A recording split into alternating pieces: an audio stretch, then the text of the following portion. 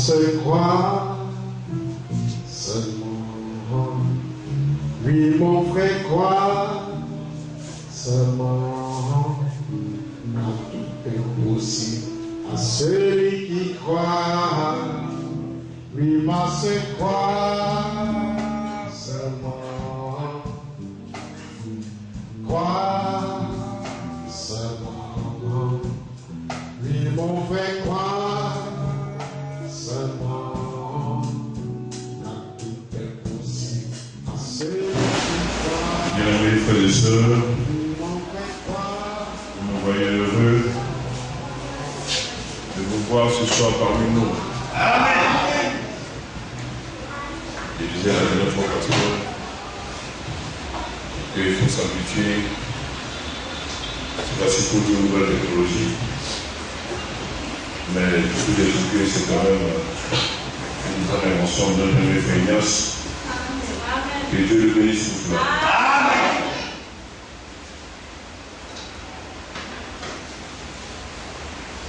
Alors,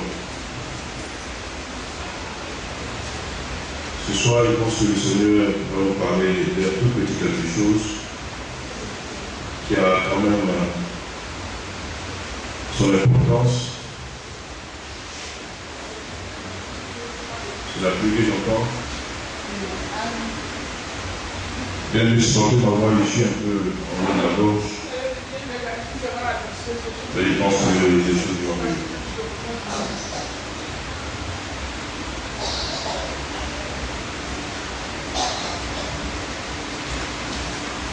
Il y a une connaissance qui m'a approché récemment pour me dire, monsieur Atelier, pourquoi chez nous les catholiques, quand on parle la communion, c'est le frère seulement qui voit le vin, et puis nous on ne voit pas le vin aussi. Alors, je n'ai pas eu le temps de bien réfléchir, enfin de longuement réfléchir, mais je lui ai dit cette réponse, que chacun sert son Dieu. Alors quand Dieu te dit quelque chose, c'est ce que tu fais. Ce que l'Église catholique fait n'a rien à voir avec ce que la Bible dit. Amen. Donc certainement tu vas avoir le curé, peut-être ton abbé, lui poser cette question, je pense que c'est la même de donner une réponse. Mais soyons sûrs, cette réponse-là ne va jamais vous donner. Amen. Et puis je lui ai dit donc les institutions culturelles, je suis dans l'idée réellement de la posture. Bien aimé, nous allons souffrir un plan sur le plan de jour, on va prendre le livre de 1 Samuel, chapitre 12.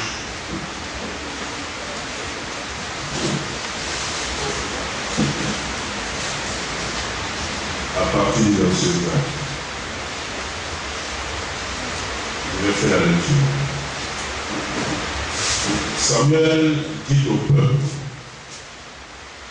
n'ayez point de crainte, vous avez fait tout ce mal, mais vous ne détournez pas de l'Éternel et servez l'Éternel de tout votre cœur.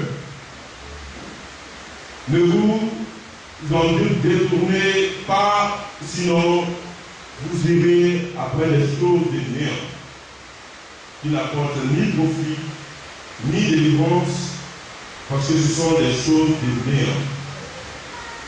L'Éternel n'abandonnera point son peuple à cause de son grand nom, car l'Éternel a voulu de faire de vous son peuple.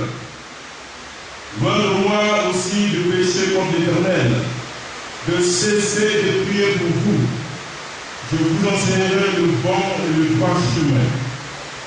Craignez seulement l'Éternel et servez-le fidèlement de tout votre cœur, car voyez une puissance et des gloires parmi vous.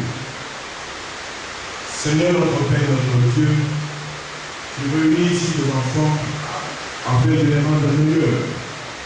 Pardon qui donne à nos cœurs, délivre-nous de tout ce qui est de notre point, et que ceux commencent à élever l'autorité dans notre vie, au nom de Jésus-Christ. Amen.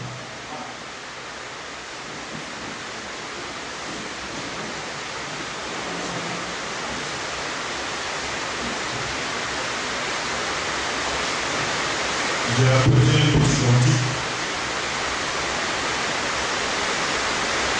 Et qui ne parle pas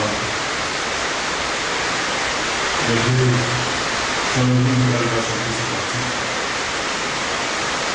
Voyons comment le monde aujourd'hui. Je pense que le dimanche, effectivement, je commence à chanter ça. Ça m'a ramené que je n'étais pas échappé.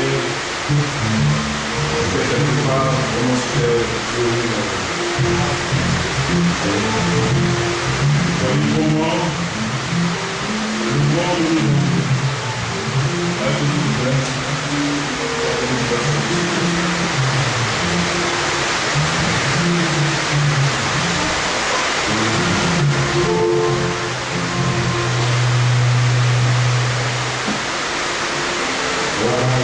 Comment le monde nous envie,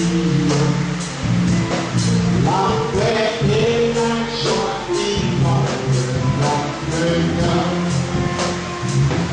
C'est la gloire de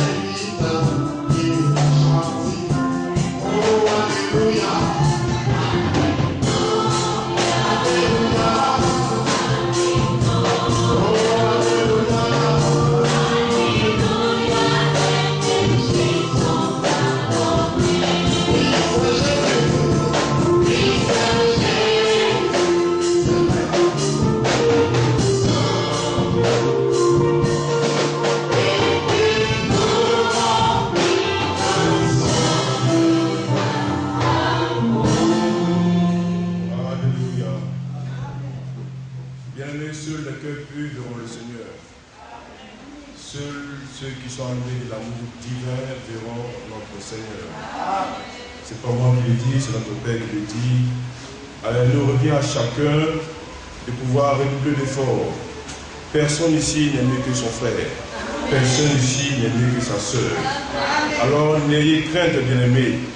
Personne ici ne doit s'apitoyer sur son sort, mais plutôt il est temps pour chacun de déposer toutes ses préoccupations au pied du Seigneur. Il a dit, vous avez fait beaucoup de mal. Cependant, ne vous détournez point à compter de ce jour.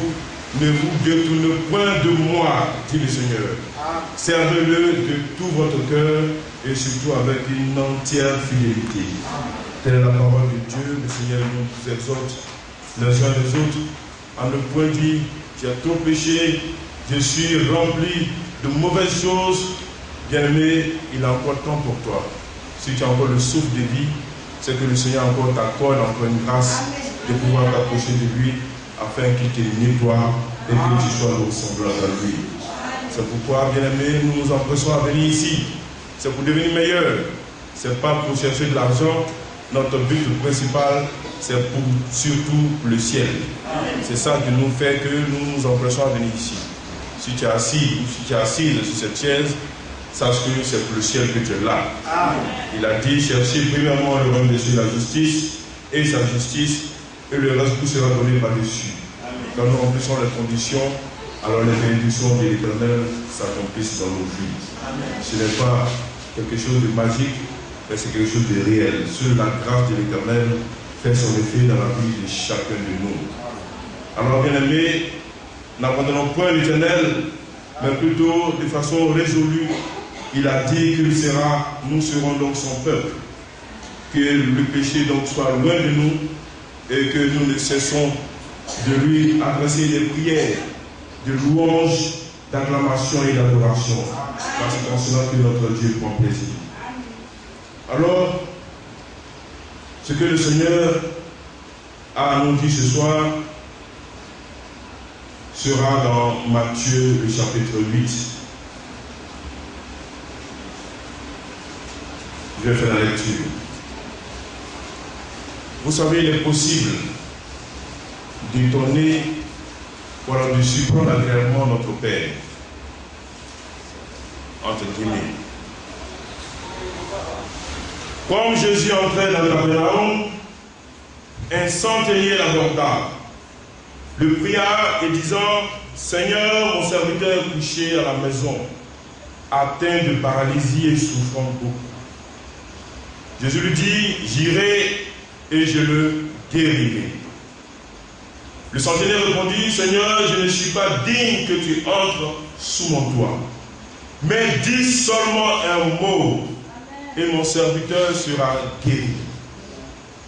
Car moi qui suis soumis à des supérieurs, j'ai des soldats sous mes ordres, et je leur dis à l'un, je dis à l'un, va et il va, à l'autre, viens et il vient, et à mon serviteur, fais cela et il le fait. Après l'avoir entendu, Jésus fut dans l'étonnement, et il dit à ceux qui le suivaient, je vous le dis en vérité, même en Israël, je n'ai pas trouvé une aussi grande foi. Je reprends le verset 10. Après avoir entendu, Jésus fut dans l'étonnement. Voici un centenier qui va jusqu'à étonner même le Seigneur. Pourquoi? Parce que dans tout Israël, ceux-là même qui sont avec lui, au niveau même des païens, il n'a pas vu. Il a dit, dis seulement un mot. Dis seulement un mot. Et mon serviteur sera guéri.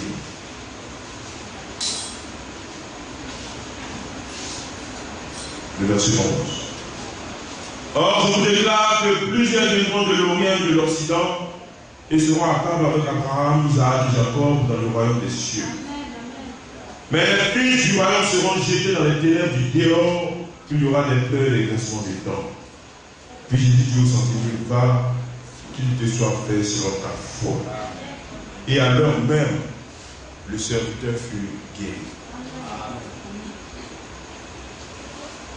Bien aimé, chaque intervention ici surtout le pasteur, on ne vous demande pas de dire que la base, le fondement de la vie du croyant, de la vie du chrétien, c'est la foi.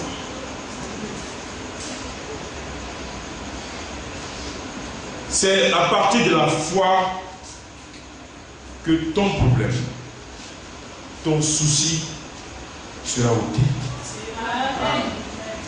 Le Seigneur a tout mis à notre disposition. Il nous a tout donné. Il nous revient donc à nous de pouvoir saisir ce pouvoir-là. Mais qu'est-ce qu'on en fait? Qu'est-ce que nous faisons de ce que le Seigneur nous a donné?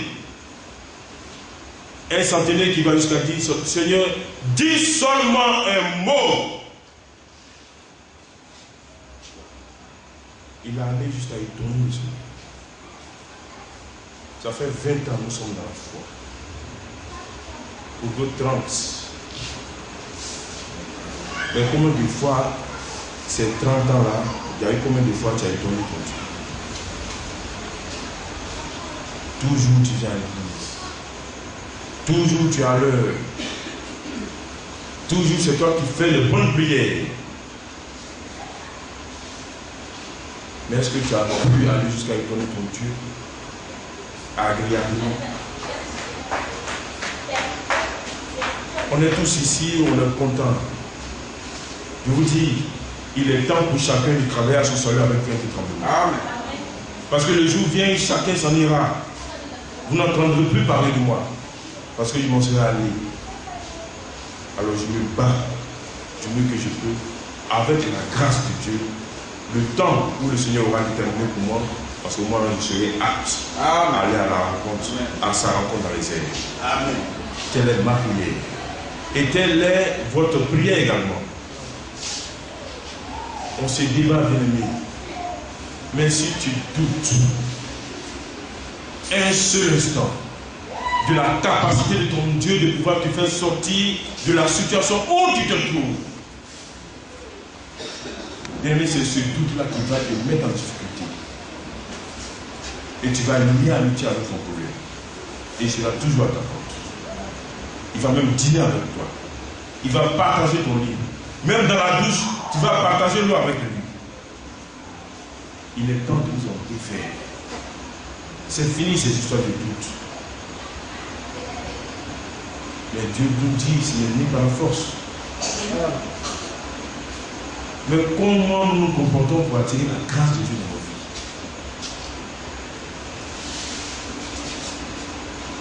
Vous savez, le Seigneur fait bien de nous mettre dans ce monde où nous ne nous ressemblons pas de la même façon que mon frère Atia qui est ici, il s'appelle Sombo, et moi Mel Atouri.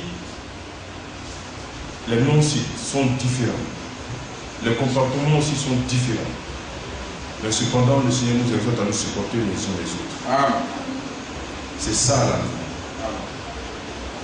Lorsque nous serons revêtus de cet amour, de ce cœur pur là, et de cet amour divin là, c'est en ce moment qu'on pourra être certain, en nous on sera convaincu que si le Seigneur vient ce jour, nous serons comptés par ceux qui seront à sa rencontre.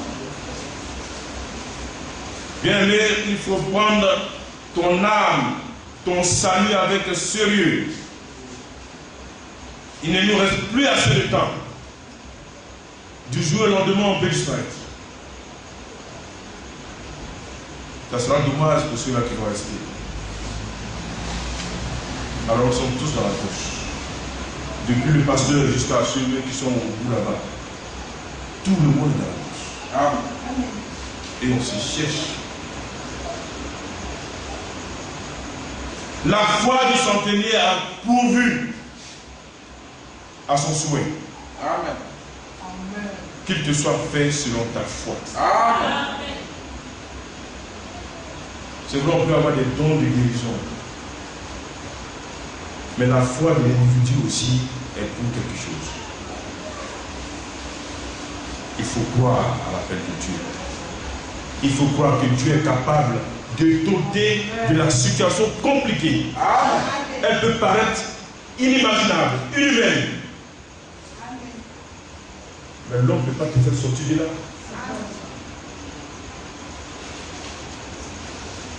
La foi.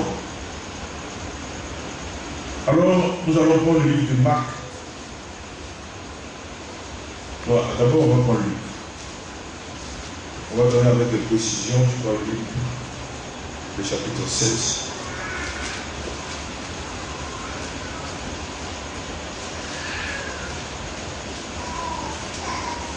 Le chapitre 7, à partir du verset 1. Je fais la lecture. Après avoir achevé tous ses disciples, tous ses discours devant le peuple qui l'écoutait, Jésus entra dans Capharnaüm. Et Centenier avait un serviteur auquel il était très attaché et qui était malade sur le point de mourir. Vous voyez la précision que Luc apporte ici par rapport à Matthieu.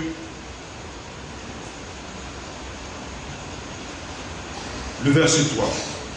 Ayant entendu parler de Jésus, il lui envoya quelques anciens des Juifs pour le prier de venir guérir son serviteur. Ils arrivèrent auprès de Jésus et lui adressèrent d'instances supplications, disant: il mérite que tu lui accordes cela, car il aime notre nation et c'est lui qui a bâti notre synagogue. Voici des arguments que les émissaires de ce centenier étaient en train de donner au Seigneur afin d'attirer la compassion du Seigneur vis-à-vis de ce dernier. Amen. Voilà pourquoi il est toujours bon d'accomplir les bonnes œuvres. Parce que ces œuvres-là vous suivent. Ça a son poids. Alors, le centenier ayant fait tout cela, ils l'ont réuni et ils sont allés donc déposer cela dans les œuvres du Seigneur pour dire: il a fait beaucoup pour nous. De grâce, Seigneur, viens. Intervient dans la situation de ce dernier-là. Ce n'est pas pour son parent.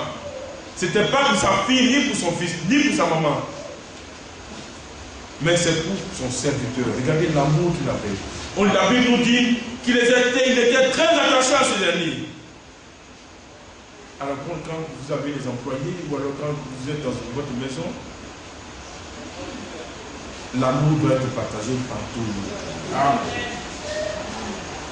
Aucun des éléments qui sont sous vos ordres ne remarque des différences où tout le monde se sent vraiment à son aise. Alors ce dernier était vraiment très attaché à son serviteur. Ils arrivaient donc auprès de Jésus et lui adressaient des instances de supplication disant: il mérite que tu lui accordes cela, car il aime notre nation et c'est lui qui a bâti notre synagogue. Jésus étant allé avec eux, n'était guère éloigné de la maison quand le centenier envoya des amis pour lui dire: Seigneur, ne prends pas tant de peine, car je ne suis pas digne que tu entres sous mon toit. Quelle humilité, bien-aimé. Faites-vous un jour petit pour que Dieu vous élève. Amen. Car c'est le secret de l'élévation. Amen. Quand tu t'humilies, Dieu se charge de t'élever. Il n'y a pas d'autre miracle. Fais-toi tout petit. Nous tous ici, nous nous faisons plus petits. Ma belle soeur se fait petit, moi aussi je me fais petit. On ne sait même pas qui est grand par rapport à son frère ou à sa soeur. Et puis comme ça, on se comprend mieux et l'amour baigne. Voici le cycle de l'entente, de la symbiose, de la compréhension entre ton frère et soeur. Il faut voir ton frère plus grand que toi. Je regarde mon frère qui peut être plus grand que moi. Lui aussi se voit plus petit. En ce moment, qui sera petit plus que son camarade? Dieu seul sera apprécié. Bien aimé, c'est cela. Nos bouches l'avons trahi un jour. Quand nous avons un peu, ce n'est pas la peine de nous taper la poitrine. Oui, j'ai un peu. Si tu as un problème, viens me voir. Il va régler ton problème. On ne parle pas comme ça. Quand le Seigneur te donne, il faut savoir qu'il t'aide. Et puis, Dieu de cela faisant bon usage dans le silence. Amen.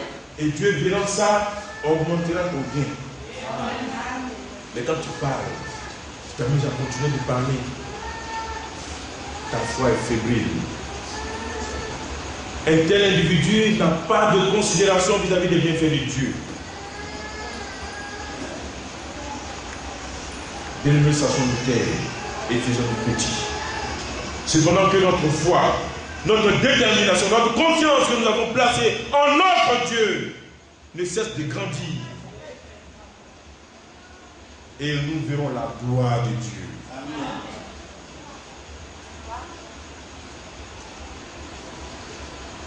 Alors le centenier se faisant tout petit, disant, Seigneur, je ne suis pas digne que tu entres chez moi. Regarde comment je suis, qui je suis. Parce qu'il a entendu parler de Dieu. Il a entendu parler de Jésus. Et il sait que ce n'était pas n'importe qui. Il a vu sa condition misérable. Malgré qu'il y avait des gens sous ses ordres. Mais regardant Jésus, il a vu quelque chose. Il a une entière confiance au Seigneur. Et c'est cette confiance-là qu'il a donc valu de pouvoir rétablir son serviteur. Le verset 7. C'est aussi pour cela que je ne me suis pas cru digne d'aller en personne vers toi. Regardez comment il a parlé. Il a envoyé des gens parce qu'il se disait, moi-même me déplacer, devant un être aussi grand, c'est pas possible. Alors il a fallu qu'il envoie des émissaires, des gens qu'il considérait encore plus dignes que lui. Mais dis un mot. Le verset 7 m'a plaît beaucoup. C'est aussi pour cela que je ne me suis pas cru digne d'aller en personne vers toi, Seigneur. Mais dis un mot et mon serviteur sera guéri. Amen. Que chacun de nous puisse seulement dire un mot de confiance. Un mot qui fera basculer tout son problème. Voici ce que le Seigneur nous a appelé. Il a dit, vous aussi, vous êtes incapables. Dieu te dit, tu es capable de faire ça. Et puis tu oses mettre en doute la parole de ton Dieu. Mais tu vas ajouter foi à qui?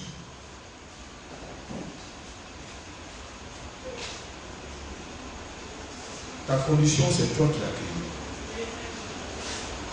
Le conséquent de ce qui t'arrive, tu es le seul responsable. Dieu te dit que tu as même de pouvoir faire déplacer cette montagne.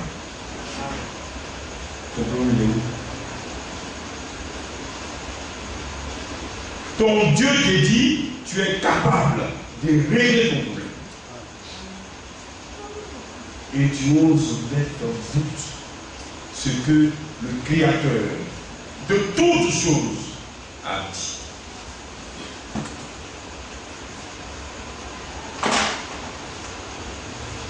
Car moi qui suis soumis à des supérieurs, j'ai des soldats sous mes ordres, et je dis à l'un va et il va, à l'autre viens et il vient, et à mon serviteur fait cela et il le fait. Lorsque Jésus a entendu ces paroles, il admira le centenier. Comment quelqu'un va avoir un tel langage et puis le Seigneur sera indifférent? C'est pourquoi dans nos prières, lisez beaucoup de livres de psaumes. Faites des lectures brillantes. Les louanges, les acclamations. Ça veut dire que vous faites comme l'attendez pour le Seigneur. Quand vous finissez de faire ça, vous glissez dans votre tête. Vous faites cela. Vous, Seigneur, tu es grand. Tu es Dieu. C'est toi qui as fait toutes choses. Le ciel, la terre, les astres. Tout ce qui respire, c'est toi. Même tout ce qui ne vit pas ne te loue. Vous lui dites toutes ces choses. Le Seigneur est content. Son cœur se réjouit. Et puis en même temps, tu places ta requête. Dis Amen. Voilà comment le Seigneur fonctionne. Mais cependant, n'oubliez pas que vous-même, votre vie aussi doit l'attirer. Voici les ingrédients de l'attraction des bénédictions sur nous. On ne vient pas comme ça au pif.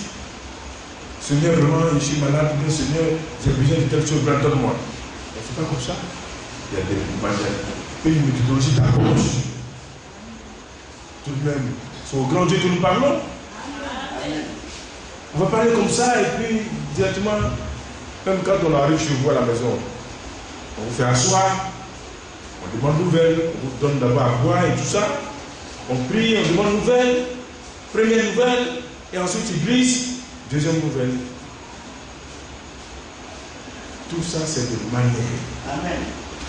Et le chrétien aussi doit utiliser des bonnes manières, rempli de l'intelligence de Dieu pour, n'est-ce pas, placer sa requête, les louanges, les acclamations du Seigneur, adore, il aime cela, il aime beaucoup cela. C'est pourquoi parmi les sœurs, j'aime bien quand la sœur Kobi prie, quand elle prie, si vous faites attention, c'est des louanges, des prières, d'acclamations, de louanges qu'elle adresse. Vous cédez comme ça, le Seigneur nous a tout donné. Nous continuons. Lorsque Jésus a entendu ces paroles, il admira le centenier et se tourna vers la foule qui le suivait et dit: je vous le dis, même en Israël, je n'ai pas trouvé une aussi grande foi. De retour à la maison, les gens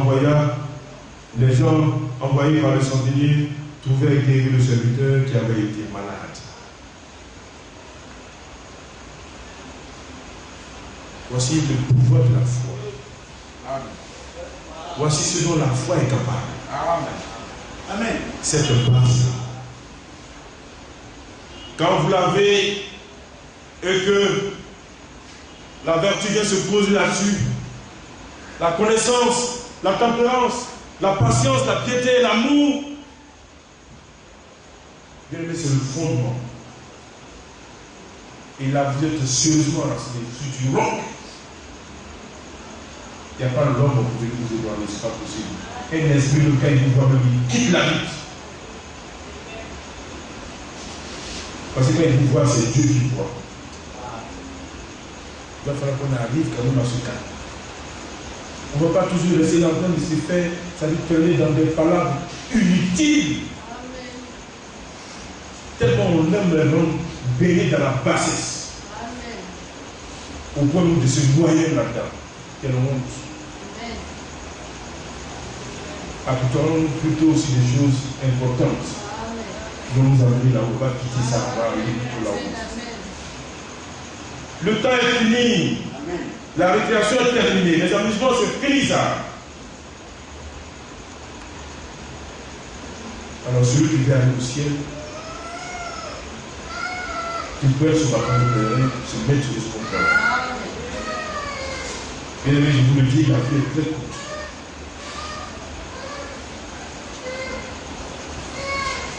Celui qui gère bien, on vous l'a dit tout le temps, on vous le dit chaque fois.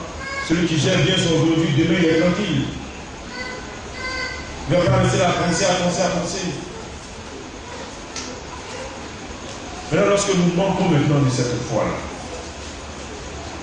on prie tout simplement le Seigneur.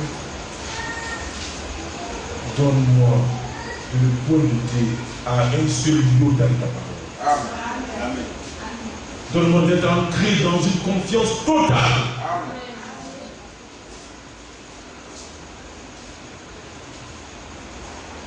Amen. Nous allons prendre Matthieu chapitre 9.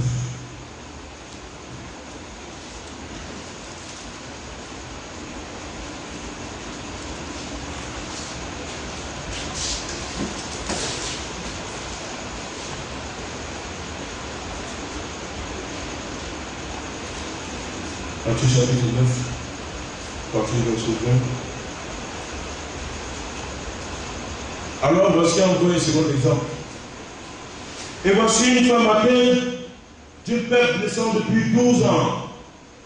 S'approcha par derrière et toucha le bord de son vêtement.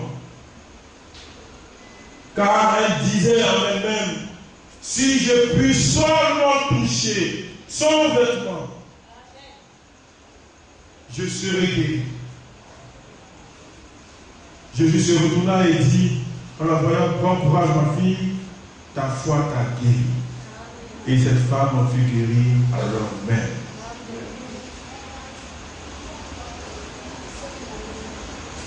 Amen. Pour apporter une précision, à cela nous allons prendre le livre de Marc. Marc du chapitre 5.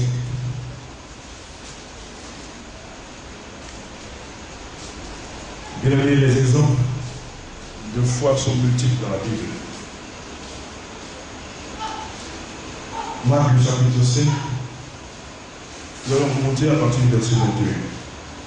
Jésus dans la barque regagna l'autre rive, où une grande foule s'assembla près de lui. Il était au bord de la mer.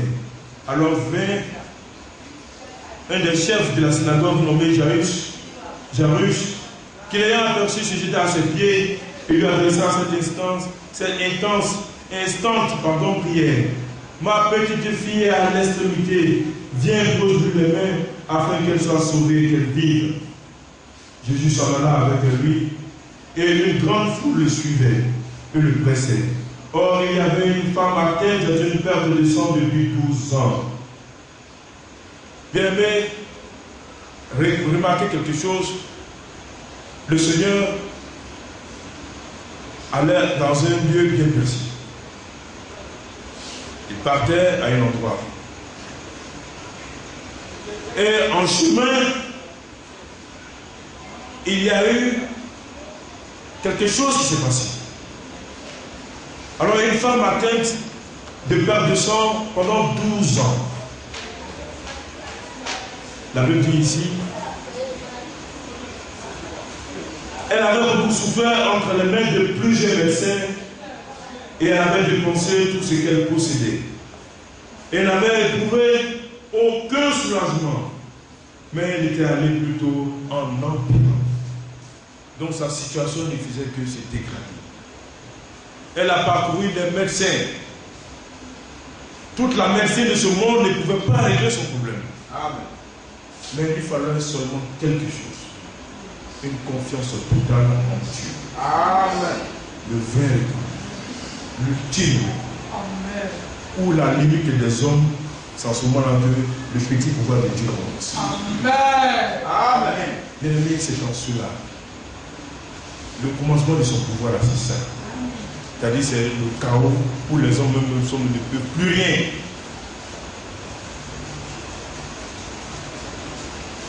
Alors, le Seigneur allait vers cette femme. Alors, celui-là même,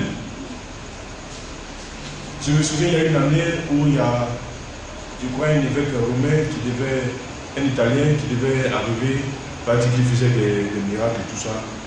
Donc il y a mon père qui nous a ramassé tous, nous sommes allés tous à la cathédrale pour être guéris, parce que mon père me trouvait que j'étais un élément terrible, donc il fallait une délivrance.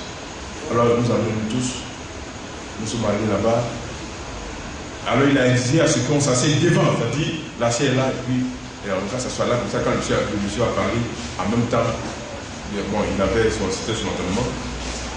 C'est-à-dire le premier banc pour que l'effet de la parole que ce dernier-là va donc émettre, ça puisse nous toucher. Maintenant ceux qui sont derrière là, bon, c'est le reste qui vont en fait prendre. Donc voilà. Alors moi je me suis trouvé, il y a des gens qui étaient venus un peu plus tôt.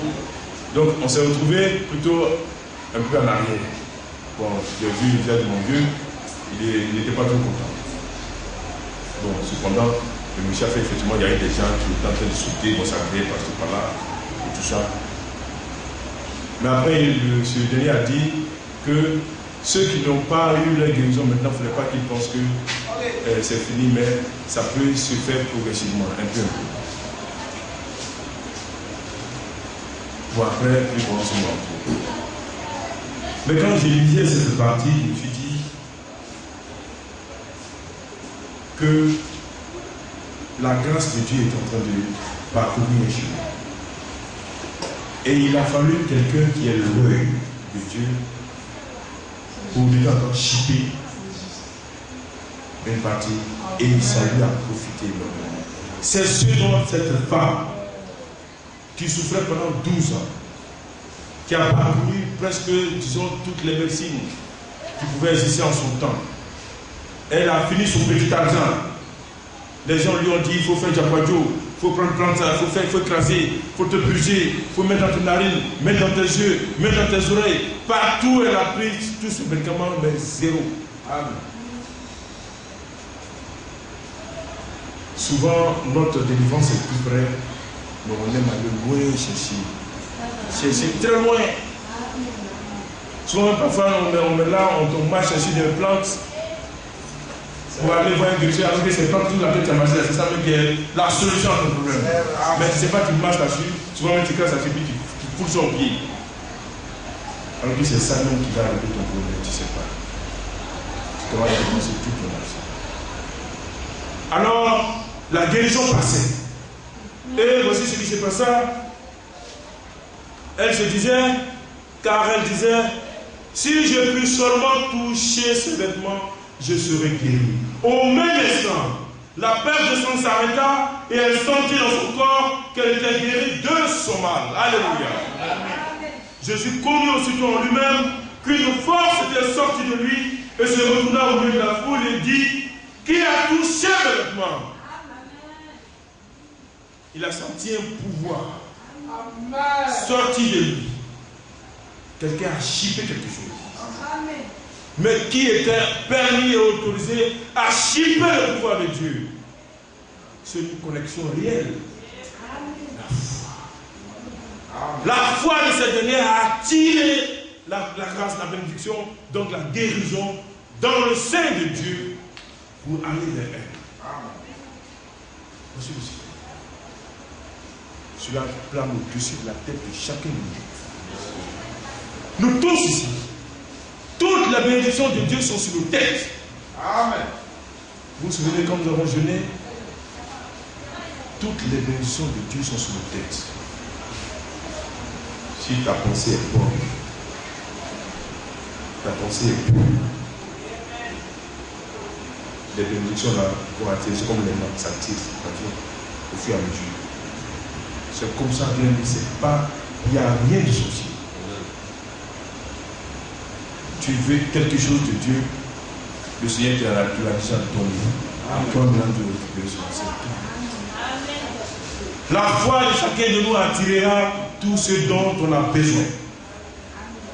Si tu doutes, ça sera toujours sur ta tête. Toujours. Tous qui sont ici, assis ici ou alors arrêtés, Dieu a tout nous. Tout ce dont on a besoin depuis nos prières. Tout est au-dessus de nos têtes. C'est maintenant nos vies, notre comportement, notre foi, notre confiance totale et parfaite en Dieu qui va faire descendre sur notre tête. Amen. Et ne laissez pas la peine de courir. Souvent, on se trouve dans des situations compliquées et on cherche les serviteurs de Dieu. Mais à supposer que tu sois évalué, tu sois dans un pays où nous autres, nous sommes ici, tu vas faire comment? Il n'y a pas de moyen de communication, il n'y a rien. Où tu es, Dieu aussi est là. C'est sur ta tête. Il faut attraper, puis tu as connu ça comme ça.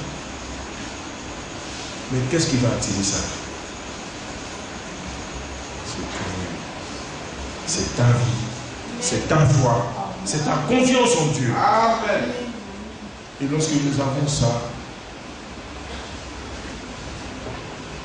lorsque donc nous avons cette foi-là, la foi va attirer la vertu, la connaissance, la tempérance, la patience, la piété, l'amour.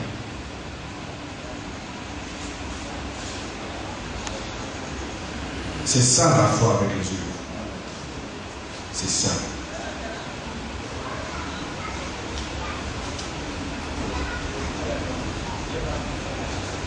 Il y a beaucoup à faire et beaucoup à dire, mais nous dirons seulement que l'essentiel.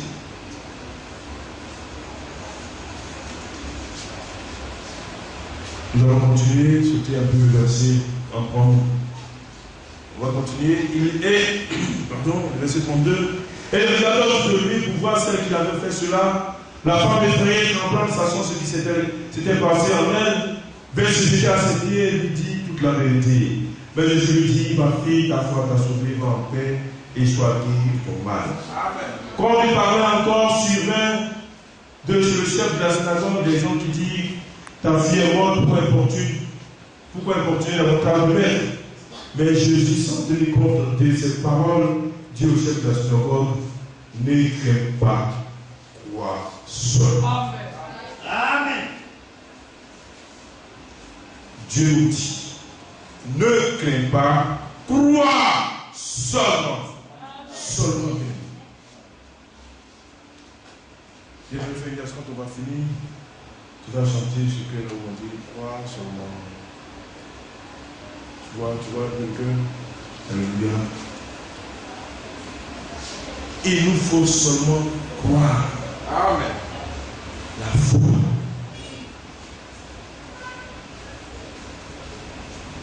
Bien, nous allons prendre l'Hébreu, le chapitre 11.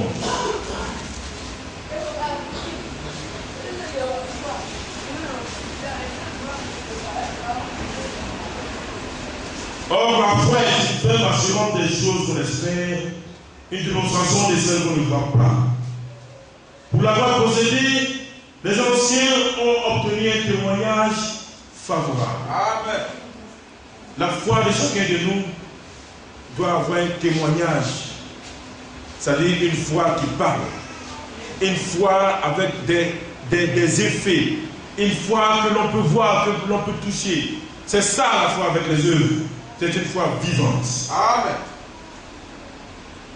Car c'est par la foi que nous reconnaissons que l'univers a été formé par la parole de Dieu, en sorte qu'on voit, en sorte que ce qu'on voit n'a pas été fait de choses visibles. Toujours par la foi. C'est par la foi qu'on a offert à Dieu un sacrifice plus excellent que celui d'Caïn. C'est par elle qu'il fut déclaré juste, Dieu approuvant ses offrandes, et c'est par elle qu'il parle encore quoique mort. Amen.